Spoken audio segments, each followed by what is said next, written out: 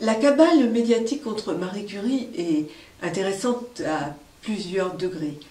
Premièrement, on y apprend que les procédés qu'on reproche à la presse contemporaine, les photos volées, l'acharnement dit lâchage médiatique, le fait de poursuivre les gens dans la rue, tout ça existe déjà en 1900. Les fausses interviews, tout ça existe. Le deuxième point, c'est que cette cabale contre Marie en 1911 n'intervient pas par hasard. Elle est d'un groupe de Dreyfusards. Les anti-Dreyfusards n'ont jamais digéré la réhabilitation du capitaine Dreyfus. Donc c'est la revanche. C'est la revanche. Il y a eu un attentat contre Dreyfus quelques années plus tôt alors qu'il avait été réhabilité. Et c'est une femme. On vient de libéraliser le divorce. Et surtout, c'est le moment où on prépare déjà très ouvertement la guerre de 14.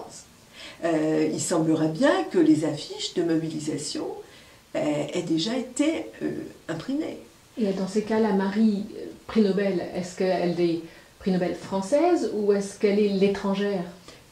Dès que Marie Curie se présente à l'Académie, elle est considérée comme l'étrangère. C'est insoutenable. Elle représente le progrès, elle représente l'irruption des femmes dans la vie quotidienne. Il faudra la guerre pour qu'on les accepte.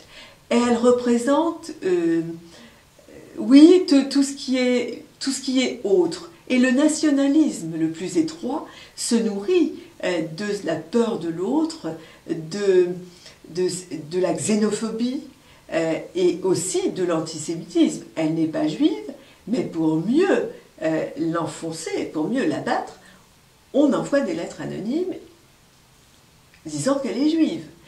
Donc ce climat-là, où tous les marchands de canons et périphériques, c'est-à-dire les marchands de fournitures militaires, les marchands de médicaments pour l'armée, les marchands de conserves par exemple, toute une frange des hommes d'affaires français qui ont intérêt à la guerre.